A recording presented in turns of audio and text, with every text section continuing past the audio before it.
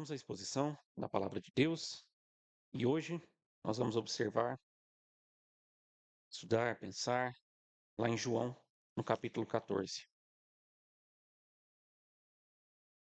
Continuando as nossas exposições no Evangelho de João, vamos ao capítulo 14. Nós vamos começar esse capítulo hoje lendo dos versos 1 ao 6.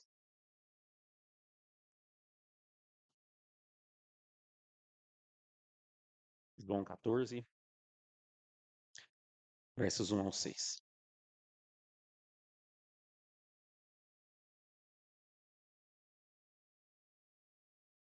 Não se turbe o vosso coração.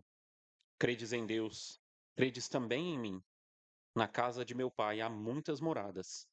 Se não fosse assim, eu vou-lo teria dito. Vou preparar-vos lugar. E quando eu for e vos preparar lugar, virei outra vez e vos levarei para mim mesmo, para que onde eu estiver, estejais vós também. Mesmo vós sabeis para onde eu vou e conheceis o caminho. Disse-lhe Tomé: Senhor, nós não sabemos para onde vais. E como podemos saber o caminho? Disse-lhe Jesus: Eu sou o caminho e a verdade e a vida. Ninguém vem ao Pai senão por mim. Vamos ao nosso Deus mais uma vez em oração? Senhor Deus Santíssimo, bendito, Deus maravilhoso. Obrigado, Deus, porque o Senhor nos logrou esse texto bíblico. Porque o Teu Espírito Santo escreveu, trouxe essas palavras, Deus, preservou-as e fez elas chegarem, Deus, até agora, até hoje, ó Deus, para nós. Senhor, nós queremos com todo temor, todo cuidado, diligência, observar esse texto agora, Deus. Que os ouvidos, Deus, de cada um aqui possam estar abertos, os corações, ó Deus, receptivos à Sua palavra, Deus. Eu possa pregar, ó Deus, com fidelidade, com integridade, segundo, ó Deus, as palavras de Cristo Jesus. Todos nós, ó Deus, cheguemos ao pleno conhecimento, ó Deus, da verdade do Senhor. Que o Teu Espírito Santo, ó Deus, esteja conosco, nos assista, ilumine, ó Deus, as nossas mentes, para que possamos, ó Deus, compreender essas verdades e verdadeiramente, ó Deus, aprendermos do Senhor e andarmos, ó Deus, nos caminhos que o Senhor tem preparado para nós. Assim nós oramos, em nome de Jesus. Amém.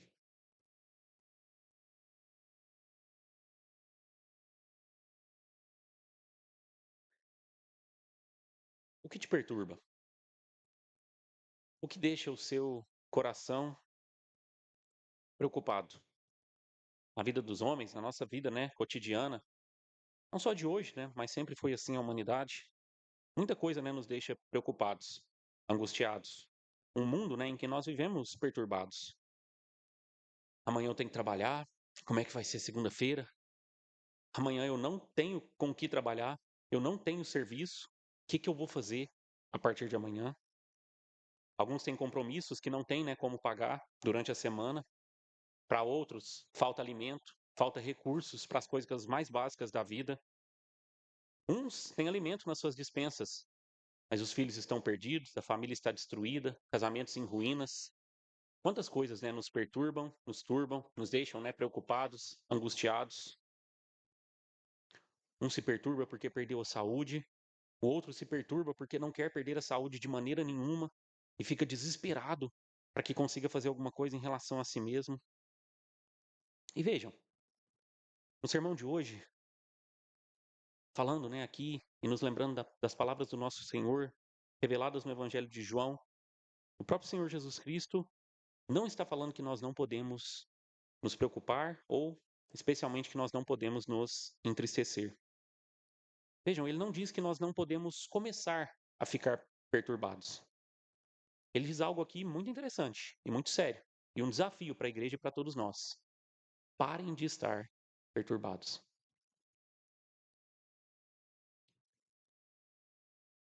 Nós estamos aqui caminhando, né, para os últimos momentos de Cristo na Terra, né, vivendo aqui entre os homens, nesse momento, né, da encarnação. São as últimas horas do nosso Senhor. Nós já estamos aqui nos aproximando, né, da madrugada de quinta-feira. E Cristo mesmo demonstra tristeza, resignação diante da morte, diante da consequência terrível do pecado, até mesmo alguns capítulos antes, né, o nosso Senhor Jesus chorou. Diante da angústia, né, de que ele passaria, e mais alguns capítulos adiante nós vamos ver a angústia que ele passa, antevendo, né, a cruz, ele chora e ele soa gotas de sangue. Mas Cristo, e no seu exemplo, né, o crente, não se desesperam. Nós não nos vemos, né, sem saída ou completamente derrotados. A razão, né, que nos é apresentada no texto, o nosso Senhor Jesus Cristo é capaz de refletir nesse último momento de angústia. Ele pensa, ele reflete, ele coloca essa preocupação diante do Senhor e diz: Pai, se queres, passa de mim este cálice. Todavia não se faça a minha vontade, mas a tua. O momento aqui mais terrível que se aproximava para os discípulos, mais escuro na vida daqueles homens, Jesus passa, né, a acalmá-los e cuidar do coração deles. Como nós temos falado, Jesus havia terminado aqui o seu ministério público, desde o capítulo 12. No capítulo 13, né, e 14, nós vemos uma última parte do seu ministério agora privado. Aqui, né, nós estamos na noite de quinta-feira, a Páscoa, né, foi preparada, os discípulos, né, se assentaram ali para participar da Páscoa, mas na mesa ali, né, em algum momento no jantar, ele lava os pés dos seus discípulos, começo do capítulo 13, ele aponta o traidor, Judas, né, sai dali em algum momento, enquanto Deus, né, não está explanado em João, mas em algum momento, enquanto Cristo está apresentando o sacramento da ceia, substituindo a Páscoa, Judas, né, sai do recinto, sai da mesa. Jesus então começa a dizer no final do capítulo 13, nós vimos isso, que dizer para os discípulos que ele os deixaria, que ele não estaria com eles, né, por um tempo, que os discípulos não os seguiriam imediatamente, mas que depois eles iriam até ele. Isso antes dele ser preso, né, e julgado no dia seguinte. E aqui nos capítulos 14 ao 16, essa nova sessão que nós começamos, nós temos esse último discurso de Jesus, como eu falava, o chamado sermão de despedida. Não só, né, para os discípulos, mas somente para os 11. Judas, né, não está aqui mais.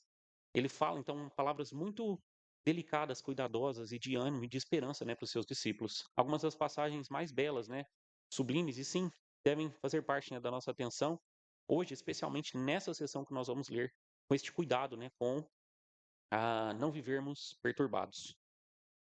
Depois, no capítulo 17, nós teremos a oração sacerdotal. Jesus vai orar pelos seus discípulos e eles vão sair, né, para o Getsemane, onde Jesus, então, vai até Deus em oração e ali mesmo ele será preso. Mas nós chegamos, então, ao nosso texto aqui no verso 1, com Jesus, né, então, colocando diante dos seus discípulos: não se turbe o vosso coração. Diante, então, como eu falava, dessa situação desoladora, tenebrosa, que Jesus, né, estava colocando ali diante deles do que aconteceria, do que viria, né, a acontecer. Que eles iam experimentar logo aquela realidade ao verem Jesus crucificado, humilhado, morto. Jesus já adianta a coisa e fala: não fiquem perturbados. O momento mais difícil para vocês, o momento mais difícil da vida dos discípulos, né, daquela caminhada com Cristo ao longo daqueles 3 anos, daquele ministério público do nosso Senhor. Jesus adianta-se e dá uma palavra de ânimo e de esperança para os discípulos. Jesus não faz isso como os animadores, né, dos nossos tempos, como pessoas que falam, né, para as outras: fica bem, como se as palavras, né, positivas pudessem resolver qualquer coisa. Jesus dá aqui boas razões para que os discípulos, né, e para que nós não fiquemos perturbados frente às adversidades. Não se enganem, todas, absolutamente todas as ordens de Jesus têm razões e motivos para que nós cumpramos, né, e para que nós sigamos essas ordens e esses mandamentos. Parem de ficar perturbados. É o que o nosso Senhor Jesus está dizendo aqui. Mas como fazer isso? No nosso sermão de hoje, nós gostaríamos de apresentar 2 pilares, né, da calma espiritual: a fé na pessoa de Cristo Jesus e a esperança na promessa de Cristo Jesus. Vejam, essa frase, né, esse não perturbem-se ou não se turbe o vosso coração, parem de estar perturbados, não é um consolo, é uma ordem imperativa. O que significa que para o cristão, no Espírito Santo, no poder do Espírito Santo, nós podemos controlar as nossas emoções. Parem de ficar perturbados, vocês podem controlar as emoções de vocês. Nós não somos, né, e não devemos ser vítimas das nossas emoções, de fazer coisas terríveis com desculpa da nossa, né, emoção. Eu vou falar de um assunto delicado, sensível, mas com muito cuidado e com muito zelo. Muitos, né, tomam remédios para ficar calmos, para lidar com as suas emoções. A não ser, é claro, né, que haja um problema físico. E muitas vezes, problemas psicológicos, problemas na alma, geram, né, problemas físicos. É o que Davi, por exemplo, fala, né, que ah, ele sofre, então, na alma até que os seus ossos, né, doam. Os problemas, então, né, psicológicos na alma podem trazer problemas físicos e talvez haja, né, a necessidade de lidar com os problemas físicos que foram gerados pela alma com remédios. É possível também nessa via. E também, é claro, é possível uma via em que a pessoa tenha uma deficiência de uma vitamina, de algo, né, que seja necessário ali. Mas isso não devia ser assim. Os problemas, né, emocionais ou para os problemas da nossa alma, o remédio, então, pode até ajudar nessa segunda situação, né, que eu colocava, quando a coisa já chegou num problema físico. Mas se o problema, né, na alma não for tratado, remédio algum adiantará. Porque não é esse o remédio que o Senhor está oferecendo.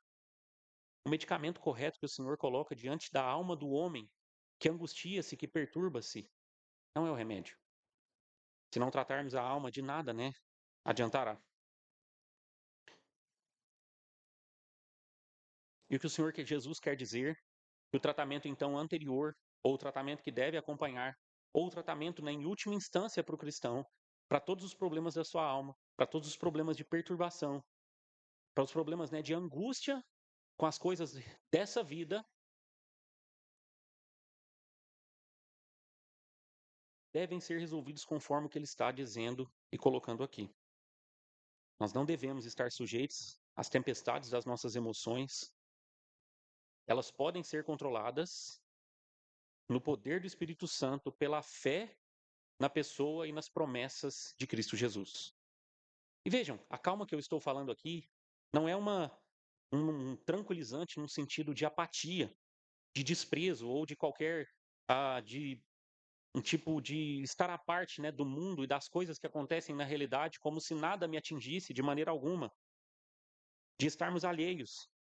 Eu acabei de falar que o nosso Senhor Jesus Cristo se entristeceu, ele mesmo sabia da nossa tristeza e das tristezas dos discípulos, e ele estava providenciando um remédio para isso, para a tristeza, para que nós não chegássemos à perturbação, para que nós não chegássemos então ao desespero completo. Ou seja, não apatia, não estar alheio, mas uma calma motivadora, que nos coloca animados, prontos para fazer a vontade de Deus, de sermos estimulados frente a essas coisas mais terríveis e pesadas.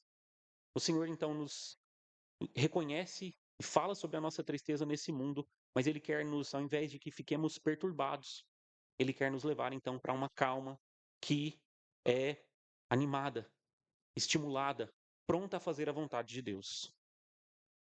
Não se turbe o vosso coração, credes em Deus, crede também em mim. Em primeiro lugar, então, o que Cristo Jesus está colocando e destacando é que a fé que nós temos em Jesus e no Pai é o motivo para que nós não nos desesperemos nesse mundo. A solução não é palpável, a solução, né, não é tocada nesse sentido, mas a solução aqui vem pela fé. Ele está indicando, né, o remédio para nós não sermos vencidos pela nossa emoção. Nós devemos ir a Cristo para obter coragem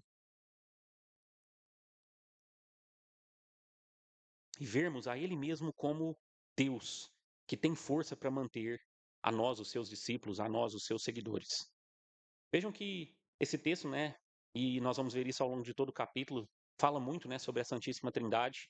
O Pai e o Filho são distintos. João 14 também é o famoso capítulo, né, do envio do Consolador, ou seja, né, da distinção aqui feita da pessoa do Espírito Santo, da obra, né, de cada uma das pessoas da Trindade.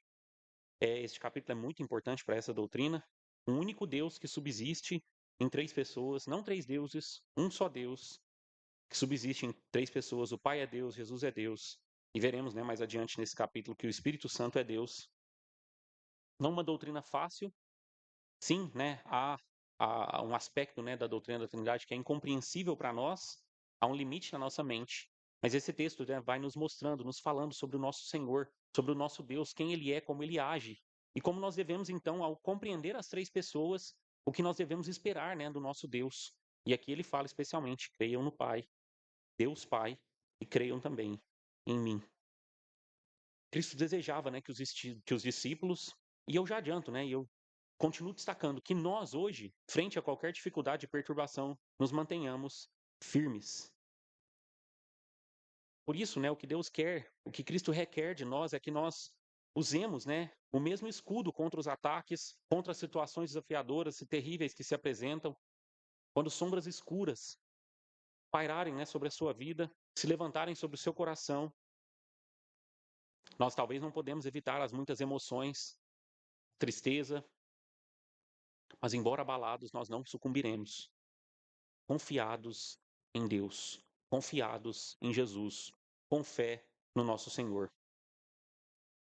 E assim mesmo em meio às provações nos mantermos firmes. Vejam, né, o que Jesus está colocando aqui. Crede em Deus Pai. Vocês têm um Pai que está nos céus, que vela por vocês, que zela por vocês, que olha, que cuida.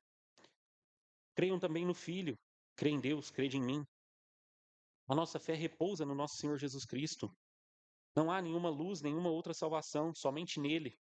A gente vai falar bastante, né, ainda sobre o nosso Senhor aqui. Mas interessante, né, Jesus colocar dessa forma, o Pai antes do Filho. Mais adiante nós vamos ver que, inclusive na perícope seguinte, não no sermão de hoje, mas na pergunta, né, inclusive de Filipe, mostra-nos o Pai. O Pai é visto no Filho. E nós podemos chegar ao Pai por meio do Filho. É assim, né, que nós acessamos ao Pai. Mas aqui, né, ele fala sobre Deus e fala sobre ele, como se ele delimitasse as coisas.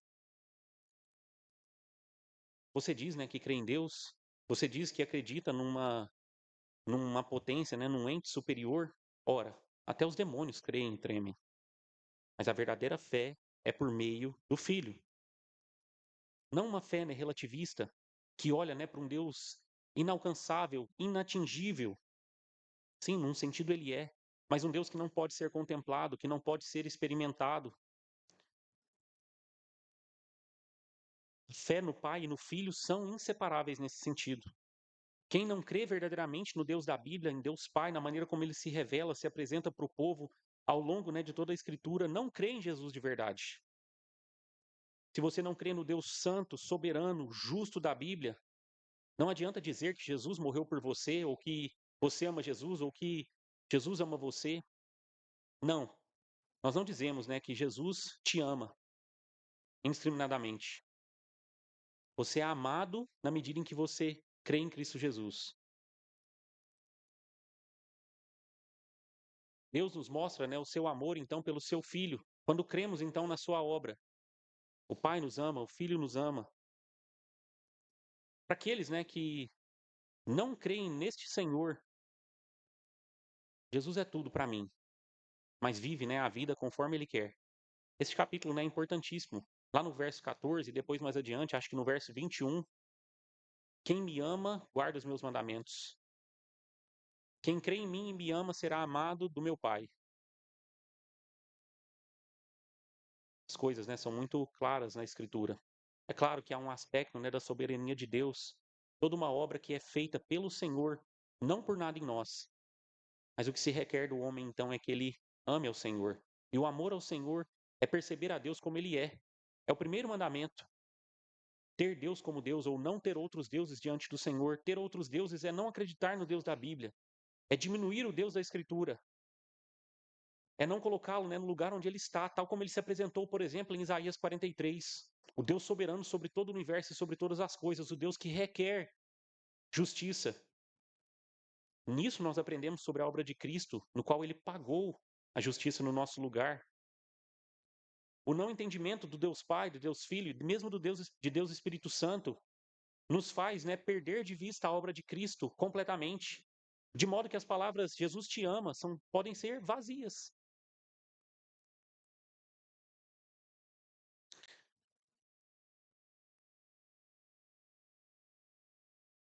Se a sua fé é num ídolo falso, fraco, que não controla todas as coisas, que precisa de você para completar a sua obra, então a sua fé em Jesus é vazia. Aqui, né, nós queremos, já desde agora, e vai ficar mais claro ainda no verso 6, não há, né, nenhuma possibilidade para o homem, não há nenhum caminho, não há nada que nós possamos fazer, né, para acrescentar à obra de Deus. Ou Deus é soberano em tudo, inclusive na salvação, ou então nós não estamos com o Pai e, consequentemente, nós não estamos com o Filho. Assim, Jesus Cristo, Filho de Deus, se apresenta como o objeto ao qual a nossa fé deve ser direcionada, e nele a nossa fé deve se apoiar, e nele, na fé em Cristo Jesus, nós devemos descansar. Em contrapartida, Cristo também não deve ser visto somente como um mestre da moral. Alguns chamam ele até de Messias, sem crer, ungido de Deus, sem crer que ele é o próprio Deus. Islâmicos, alguns judeus, falsas religiões, perversões. Não têm a Cristo como Senhor, não têm a Cristo como Deus, e portanto não podem descansar nesta fé. Portanto, não podem descansar em Cristo, e portanto não podem se chegar ao Pai, como a gente vai ver na sequência desse texto. Ele está aqui ordenando a maneira de você lidar então com as perturbações da sua alma, para que você consiga então lidar e viver nesse mundo com paz, com tranquilidade, com esperança, é crer no Deus da Bíblia, em todos os seus aspectos, da maneira como ele se apresenta na Santíssima Trindade, Pai, Filho e Espírito Santo, cada um na sua obra perfeita, naquilo, né, nos aspectos redentivos, da maneira como ele se apresenta e se mostra. E aqui vem um dos principais artigos, né, da nossa fé. Ela deve ser direcionada somente a Cristo, para que nós não vacilemos em meio à tentação. Nunca, nunca nos deixemos separar de Cristo e das suas promessas. Pessoa de Cristo, as promessas de Cristo. Verso 2: Na casa de meu pai há muitas moradas. Jesus então nos chama a crer nas suas promessas, como eu falava. Nós cremos no Filho, nós temos esperança nele. O remédio para as nossas almas é esperarmos com toda a fé no nosso Senhor Jesus Cristo e também nas suas promessas. E a promessa, né, que ele está destacando aqui, que ele está colocando diante de nós, na casa de meu pai, há muitas moradas. A vida não é só essa realidade aqui que nós estamos vendo, de pecado, de perturbação, de morte, de tragédia. Cristo, quando morreu, quando veio ao mundo, então, como homem, e morreu na cruz do Calvário, e ele estava aqui falando isso para os discípulos, quando eu morrer, né, isso aconteceria dali em diante, ele não se afastou de maneira a ficar separado dos seus discípulos ou separado de nós. Dos céus, Cristo Jesus olha para nós. Ele vai para os céus preocupado com o seu povo, cuidando do seu povo, assistindo o seu povo. Jesus está tirando da mente dos discípulos e tirando da sua mente hoje a suspeita de que quando ele foi para os céus, ele parou de se preocupar conosco, parou de se preocupar com seus discípulos. O nosso Senhor Jesus dos céus hoje vela por nós. A palavra de Deus fala então que ele é um mediador perfeito, que junto ao Pai ele intercede por nós. Essa é a ação do Espírito Santo hoje no céu por você. Cristo foi para os céus e as suas promessas incluem que ele está lá velando por você, cuidando de você, olhando para as suas aflições, olhando para as suas dificuldades. Se não fosse assim, eu vou teria dito. Vejam, Jesus está dizendo que se essa não fosse a realidade, se ele não fosse para o céu preparar uma morada, e lá mostrar que ele se importa com você, ou ele está aqui dizendo que se importa com você, se essa não fosse a realidade, ele teria avisado. Porque Jesus não é como um homem qualquer que não sabe das coisas depois da morte. Ele é Deus, e ele sabe como são as coisas. Se a glória dos céus fosse esperada somente para ele, ele teria avisado. Cristo está dizendo aqui que ele não ascende aos céus em um caráter privado para habitar sozinho, né? Mas sim ele está lá para reservar uma herança para todos os piedosos e para que nós possamos nos unir ao nosso cabeça nos céus.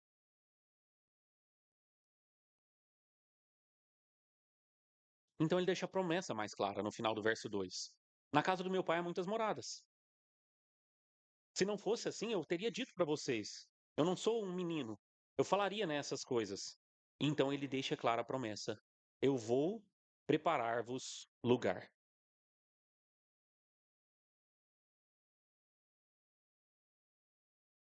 Jesus está aqui dizendo que não só sabemos que as coisas não terminam com a morte, em especial a sua morte, o seu cuidado não se termina, né, com a sua morte. E ele ainda está falando que nós podemos sim saber em Cristo Jesus o que acontecerá. O que Cristo Jesus faz é o que está destacado lá em Efésios, no capítulo 2, não precisa abrir. Estando nós ainda mortos em nossas ofensas, nos vivificou juntamente com Cristo, pela graça sois salvos, e nos ressuscitou juntamente com Ele, e nos fez assentar nos lugares celestiais, em Cristo Jesus. Eu vou preparar um lugar para vocês. E assim, nós, por causa do que Cristo fez, nos assentamos em lugares celestiais, somente em Cristo, somente por meio de Cristo. Vejam, meus irmãos, após a morte nós só teremos duas destinações. Na verdade, né, antecipando um pouco e separando, né, os assuntos, quando nós morremos, duas coisas acontecem conosco. A Bíblia diz, né, que a nossa carne vai para a sepultura e aguarda, né, um momento futuro, mas a nossa alma vai imediatamente para Deus. Na passagem, né, do rico e do Lázaro, não precisam abrir, lá em Lucas também, nos é falado sobre o que nós chamamos de estado intermediário. O estado intermediário, então, é o momento em que, quando imediatamente nós morremos, antes do fim de tudo, antes do juízo final e da ressurreição e da destinação eterna. A Bíblia trata, né, como, aqui nesse momento, trata como as destinações para a alma, como céu e inferno. Céu, um lugar de antegozo, onde nós estamos com Cristo, onde nós descansamos nele, onde não há mais pecado, onde nós não estamos aflitos pelo pecado, mas nós ainda aguardamos, né, a ressurreição do nosso corpo, então não é em corpo, e um outro estado, então, o inferno. Na parábola, né, que Jesus conta, Lázaro vivia em dores, em chagas, né, nesse mundo, e o rico, né, vivia regaladamente, sem se preocupar. Lázaro vai para o seio de Abraão, vai para o céu, e o rico, né, vai para o inferno.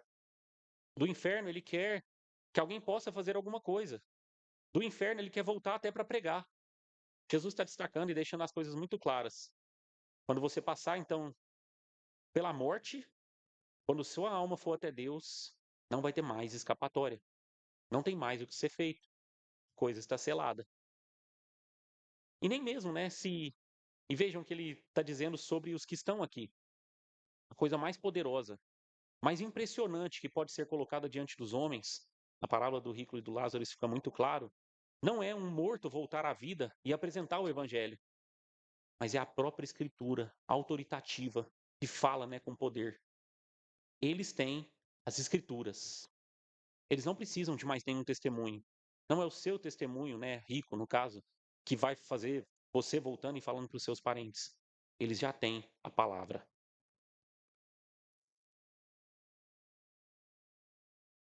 E o que nos conduz para o inferno? O que nos conduz para essa condição do rico? Todos os pecados. O pecado e todos os pecados que nós cometemos, ou qualquer pecado que nós cometemos, nos conduzem para o estado de condenação intermediário e finalmente para o estado eterno no lago de fogo. Mas Cristo Jesus nos tira dessa situação. Ele coloca de nós um vislumbre muito diferente, que quando morrermos, nós não iremos para o inferno. Nós não começaremos, né, a pagar a nossa pena logo que morrermos, porque nós iremos diretamente para Deus. Somente o crer em Cristo pode nos tirar dessa situação. Uma vez, né, que tal como nós lemos, nós somos pecadores desde Adão. Todos estamos destinados a essa condenação por causa do nosso pecado, por causa de qualquer um dos nossos pecados, mas eles são muitos. Mas em Cristo Jesus nós temos perdão e nós temos um vislumbre de estarmos no céu. Verso 3: E quando eu for e vos preparar lugar, virei outra vez e vos levarei para mim mesmo, para onde eu estiver, estejais, para que onde eu estiver, estejais vós também. E aqui nós falamos então da consumação, do momento final. Nós temos falado então sobre essa vida, nós temos falado então sobre a destinação logo após a nossa morte, e o nosso Senhor aqui fala então também sobre um estado final. Todos então quando morremos, né, entramos, né, nesse estado intermediário, nos céus, como uma prévia, né, da eternidade, um antegozo da eternidade, mas separados dos nossos corpos. Separados, né, então, em corpo, do corpo de Cristo que já está nos céus, ressurreto e em glória. Mas quando ele voltar em corpo e em glória, uma segunda vez, ele nos ressuscitará. Tirará, né, nosso corpo da sepultura, do pó. Unirá, né, as nossas almas ao nosso corpo. E fará, né, um corpo perfeito, um corpo glorioso. E neste corpo, nós habitaremos com Cristo eternamente. E participaremos, né, estaremos com ele em corpo glorificado. Eternamente, Cristo será assim para nós e nós seremos assim com Cristo.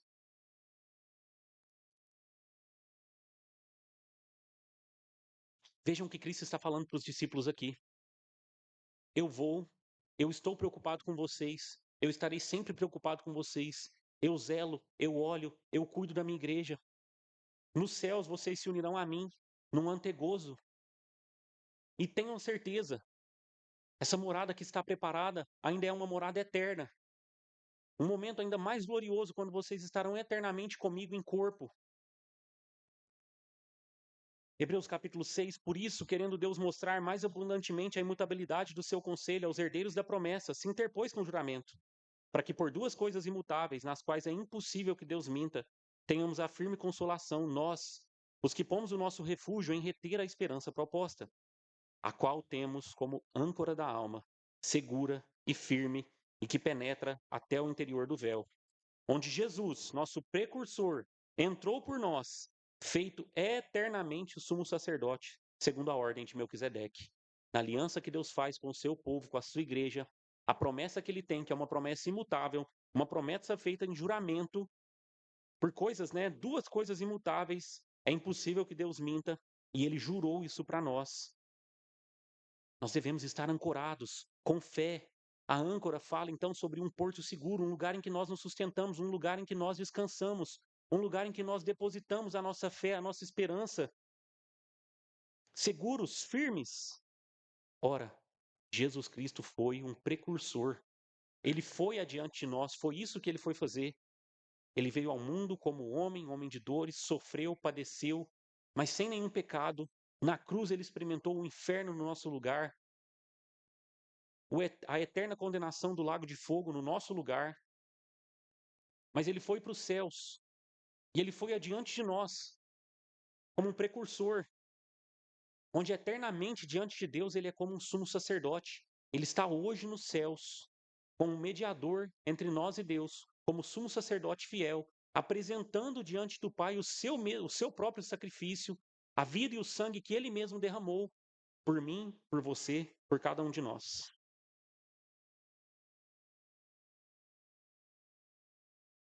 Lá ele entrou também de modo glorificado, exaltado, como Rei da Glória, portais eternais, levantai-vos ao Rei. Nosso Senhor Jesus Cristo chegou dessa forma nos céus, exaltado. Vejam como ele chega aos céus, como ele vai adiante de nós, como Rei supremo e soberano, assentado à destra de Deus, para oferecer, então, para mostrar, para colocar diante de Deus o seu sacrifício e dizer: esse povo é marcado, esse povo é seguro, a minha igreja, o meu corpo, os meus filhos, os meus servos, são cuidados meus, são a menina dos meus olhos. Eles não estão desamparados, eles não estão desguarnecidos nesse mundo, independente da situação que ocorra, independente do momento terrível que estejam passando. Toda essa promessa é para eles.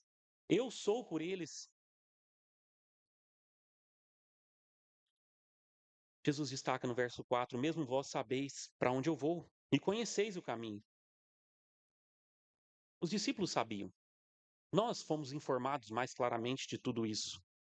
Que a nossa morte, assim como a morte de Cristo, não é uma destruição, não é o final, mas é uma passagem, né, para o Pai.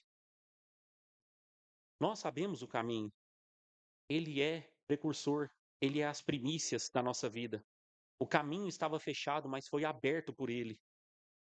É claro que a pergunta de Tomé aqui talvez deixe as coisas um pouco confusas. Disse-lhe Tomé, verso 5: Senhor, nós não sabemos para onde vais, e como podemos saber o caminho? Tomé aqui está confuso.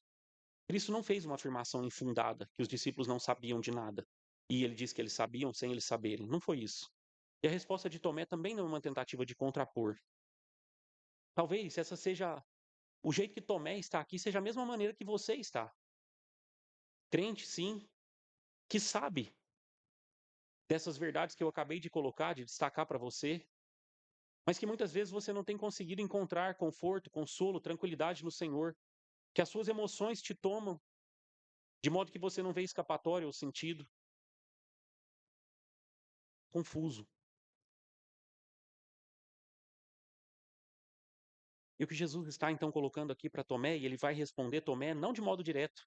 Percebam, né, como Jesus é maravilhoso, gracioso e misericordioso.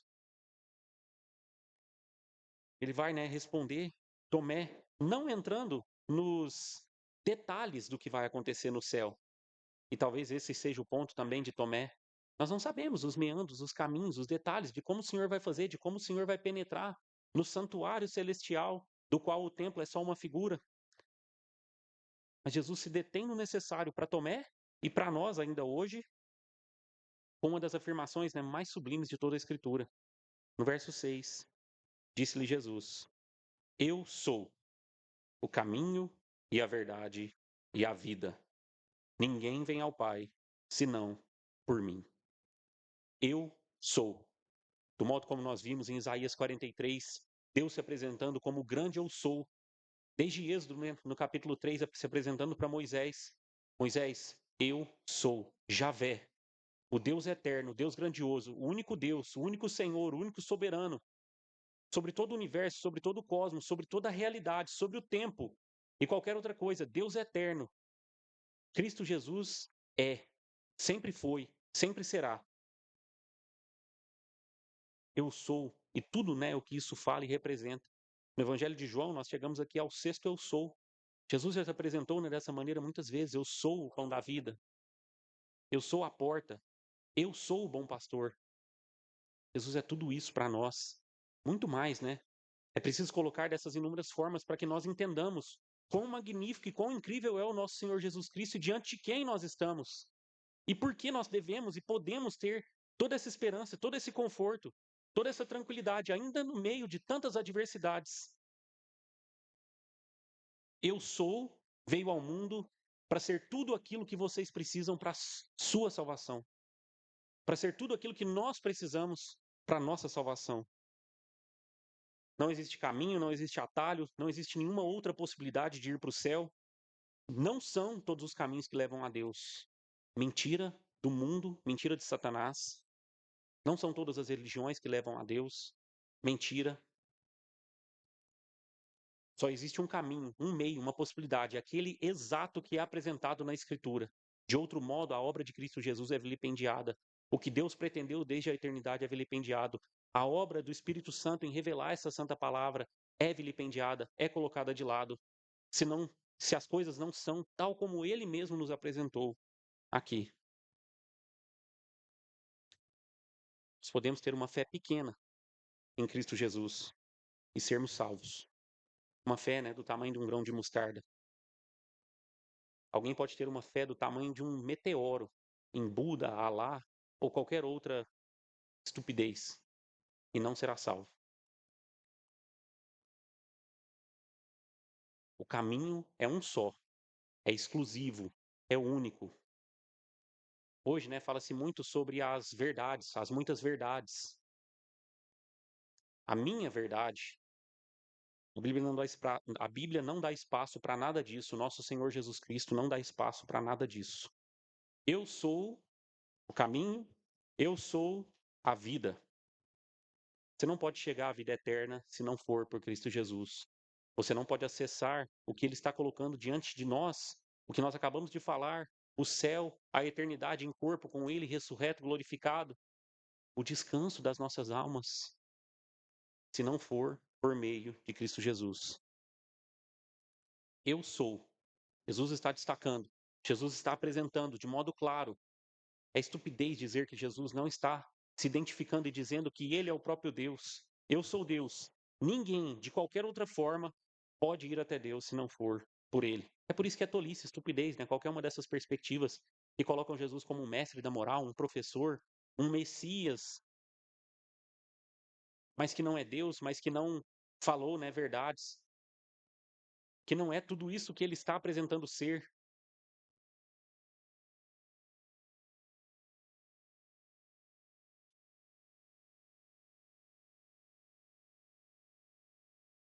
eles creem, né, eles dizem que não existe uma verdade absoluta. E quando questionamos, né, os ímpios e os maus desse mundo, você crê absolutamente que não existe uma verdade absoluta? Sim.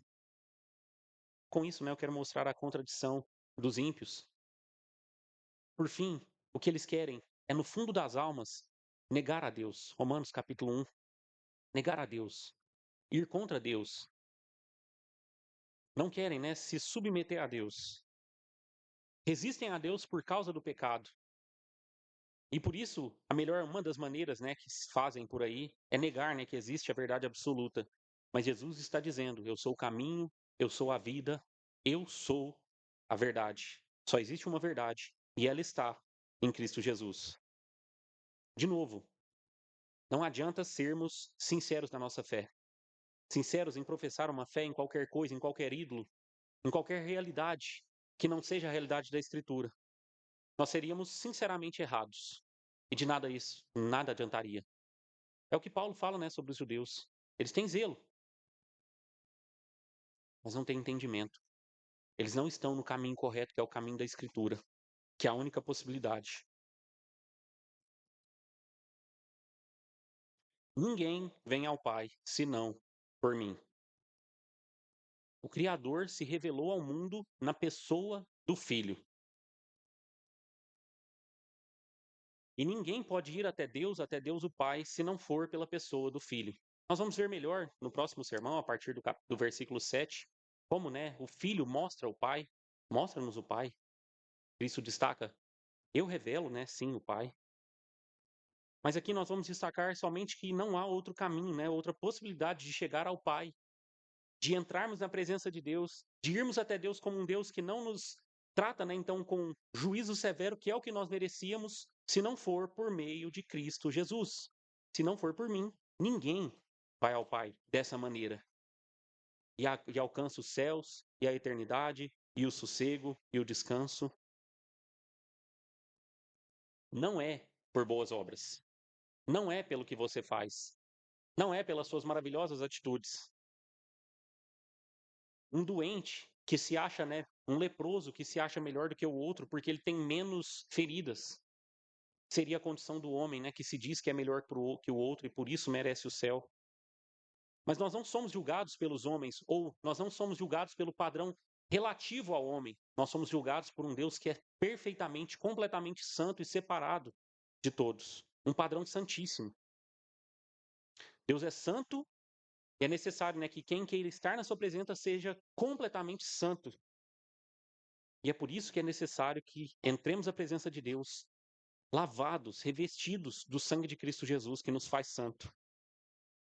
Qualquer outro evangelho ou qualquer outra tentativa, né, de cooperação humana nega a suficiência da obra de Cristo Jesus.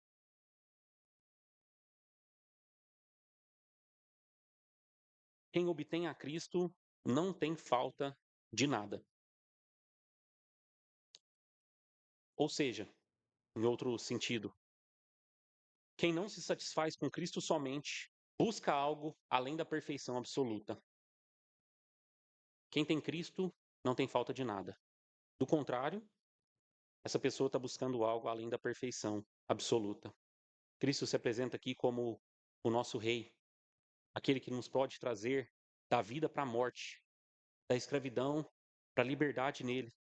Ele se apresenta como nosso profeta, que fala as verdades, o único que apresenta a verdade verdadeira, a verdade absoluta, como nosso sacerdote, que vai até o Pai, como sacerdote, sumo sacerdote fiel, que vai até o Pai e intercede por nós. Os três ofícios, sacerdote, profeta e rei, para trazer verdade aos confusos, para trazer um caminho aos perdidos, para trazer vida aos mortos. Meus irmãos, sintam-se encorajados por tudo isso nas batalhas da vida. Seja qual for o seu desafio, qual seja a sua tristeza, qual seja o motivo da sua angústia, qual seja o motivo que tenha arrebatado o seu coração, feito os seus pensamentos, né, se perderem nas maldades, nas dificuldades. Olhe para o autor e consumador da nossa fé. Olhe para Cristo e olhe para suas promessas, é o que ele está falando. tão somente isso lhe basta. Por que estás abatida, ó minha alma? Por que te perturbas em mim? Espera em Deus, pois ainda o louvarei pela salvação da sua face. O remédio é apresentado. O remédio está colocado diante de nós. Para a calma espiritual.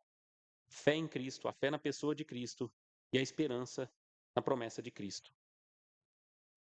Um pouco antes desse texto, nosso Senhor Jesus Cristo falou no capítulo 12: A minha alma está perturbada. A Bíblia diz, lá em Isaías 43, que ele, homem de dores, sabe o que é padecer. Por fim, o nosso Senhor Jesus Cristo foi abandonado pelos seus, de modo mais terrível, foi abandonado na cruz pelo Pai. Para que você, mesmo que abandonado por todos, mesmo que traído por todos, nunca sinta o que é estar completamente abandonado. A Escritura nos fala que, ainda que uma mãe, e nós temos tantas mães aqui e sabemos o que é um amor, né, de mães, né, tão cuidadosas como as que estão aqui, ainda que uma mãe se esquecesse do seu filho, Deus não se esquece de cada um dos seus filhos. Jesus foi atribulado para que você não precise ser. Jesus teve angústias extremas na sua alma para que você não precisasse estar assim hoje. Não se turbe o vosso coração. Oremos. Senhor, maravilhados, Deus, como o Senhor é grandíssimo, como o Senhor é excelso, como o Senhor, ó Deus, é exaltado e se apresenta, Deus, assim para nós. Almas cansadas, abatidos, mas então, ó Deus, não sem esperança, não sem conforto e consolo, Deus, nessa vida. Não, ó Deus, sem expectativas enormes, não em nós, mas nas suas promessas. Porque nós sabemos o que Cristo angariou para nós. Nós sabemos o que Cristo fez por nós. Sabemos, ó Deus, o seu perfeito e glorioso plano antes da fundação do mundo, antes da eternidade. O Senhor nos escolheu, nos elegeu, nos amou e aprova o Senhor antes da fundação do mundo enviar o seu filho, decretar que seu filho fosse enviado na plenitude dos tempos e padecesse e sofresse e passasse o inferno no nosso lugar na cruz, para nossa salvação, para nossa esperança. Mas nós sabemos, ó Deus, e nos gloriamos porque Cristo Jesus ressuscitou, porque ele foi assunto aos céus. Lá, o nosso Senhor Jesus entrou com glórias e assentado, Deus, à sua destra hoje, ele intercede por nós. Ele entrou, ó Deus, no santíssimo lugar, na sua presença e ofereceu a si mesmo como sacrifício por nós.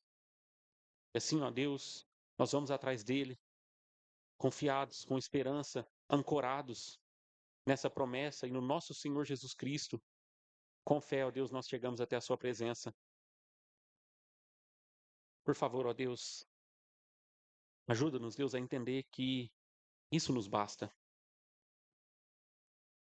Que basta, ó Deus, sermos amados pelo Senhor, sermos amados pelo Teu Filho, pelo Teu Espírito. Que isso é tudo o que precisamos nessa vida. Que basta, ó Deus, crermos em Cristo Jesus e nas Suas promessas. Promessas, Deus, tão maravilhosas. Promessas, Deus, para quando essa vida terminar. Promessas, ó Deus, para quando esse mundo terminar.